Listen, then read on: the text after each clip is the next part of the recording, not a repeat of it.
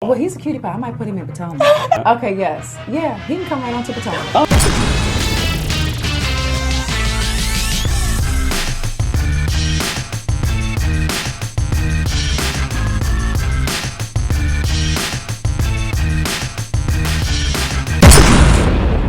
What's up, y'all? It's your boy Richie Sky, and we are back with another video. Yes, thank you guys for tuning in, and be sure to subscribe to the channel if you haven't already done so. Also hit the notification button because you just don't know when we're going to be popping off with news, views, and all of that good stuff right here. Today we're talking Real Housewives of Atlanta, and we got a little bit of discussion about Tanya Sam.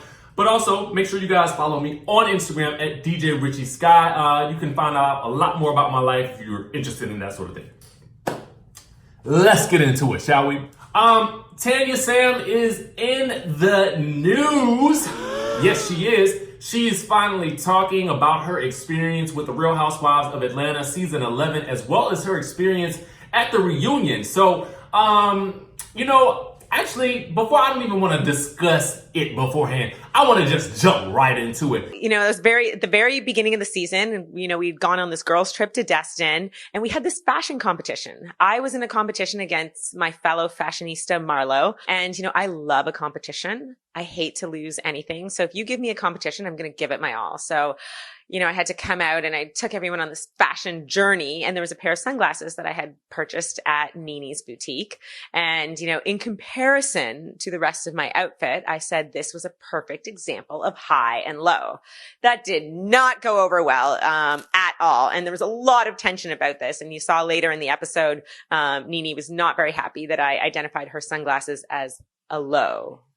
So that kind of fueled this fire, I think. You know, I would like to ask her. We're not really speaking. So I'm not really sure if we're good now or not. I think that's indicative of something because we're not really we haven't really talked since the reunion. Super intense. I try to think of something that I could liken it to.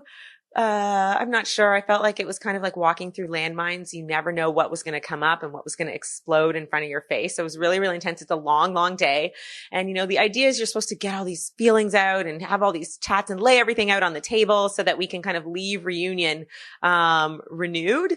I don't know if I felt so much renewed. I got to say a lot of the things I wanted to say. But it was really tense for me. It was very intense. I needed a day afterwards to just like decompress. Everyone is always asking, are you coming back next season? And it is, you know, how we are at Bravo. We're very tight-lipped about stuff. So I guess you'll just have to tune in and see. But I will leave it at that and say, I'm sure you will see me on a TV somewhere, somehow. No. I got so many questions about Tanya. First of all, unlike many of you guys, because I've read your comments, I find Tanya to be very refreshing and very organic and very, I would almost say, unaffected. You know what I'm saying? I feel like she is someone who is not trying so hard to be anything other than herself. And I will tell you that makes for some great reality television in most scenarios, right? Some of you guys may consider her boring, but I would say that she actually brought more drama by being herself and just making mistakes than Shamari did in the entire season with even trying to throw shade or be shady. I just feel like she did. I feel like Shamari's attempt at shade, I feel like missed the mark for me.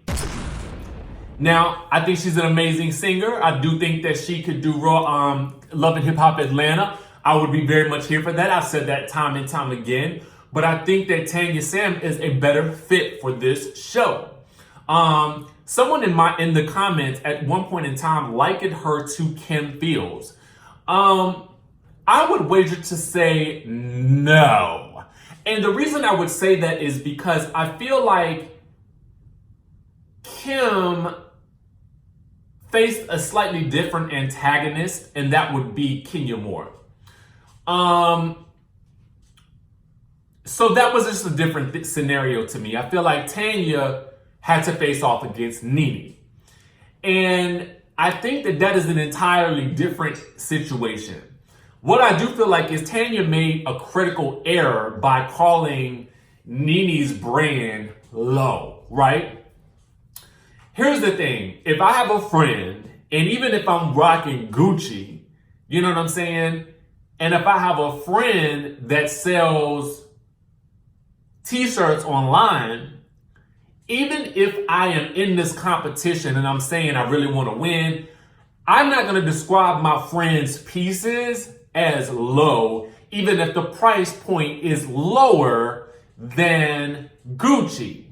Because what that does is, that sounds like you are saying that that brand that your friend has worked so hard on is low end. Does that make any sense to you guys? I hope it makes sense to you guys, because I'm trying my best to make sure that you guys get my point. I feel like Tanya made a critical error at that point, right? And I don't think she was ever able to recover from that at any point in time. The next error she made was continuing to question Nene about her comments about marrying Paul. I don't think Nene meant anything by it other than the fact that maybe she was experiencing her own issues and she was just like, girl, marriage is a crazy thing. You just never know what's going to happen in life. I don't think she meant it to be facetious. Now, do I think that Tanya had every right to ask her about it? Absolutely. Do I think that Nene's reaction to Tanya was extreme? Absolutely. But I think at that point, Nene was already slightly annoyed with Tanya anyway, and already just slightly annoyed from dealing with mess with Greg anyway. So I feel like anything she said at that point would have set Nene off. Similarly to what Nene has said previously, in that she's basically said, listen, I don't take responsibility for anything that I did during the season because I was going through something. No, I don't take any responsibility because, listen, unapologetic. I was really going through something. Yeah. You know, and I can only just tell you I was going through something. So that's her excuse. Now, Tanya will either have to take that or leave it come next season if she's gotten a peach, and I do believe that she has gotten one just listening to her interviews. Now, having said that, it could be one of those situations where they test her out and then at the end of the season, they see one way or the other what she brought during the season, if she brought anything good. Now, what I can see happening is her making an attempt to reconcile with Nene, and then at some point in time playing the peacemaker to bring the rest of the group back together. That's what I think that Tanya's role will be for season 12. I feel like in my spirit, I feel like that's her personality. But I want to know what you guys think. Do you think that Tanya will be the peacemaker? Do you think that she'll try to go to Nene and make amends, like I'm basically predicting? Or do you think that she's going to come back and just be a bad bee and be like, yo, what's up? Like, you want this smoke? I don't think she's going to do that. But I want to know, y'all sound up in the comments. Do y'all think that Tanya do you think that Nene should have taken responsibility and that she owes Tanya an apology? Or do y'all think that Tanya just pushed too hard? What do you guys think about her in general? Let me know down in the comments. Y'all go off. Make sure to subscribe to the channel if you guys haven't done so, and hit the notification button so you guys can be aware of videos as they come out, because as the news breaks, I give it to you guys. Now, also follow me on Instagram and Twitter at DJ Richie Scott, and I will see you guys in the next video.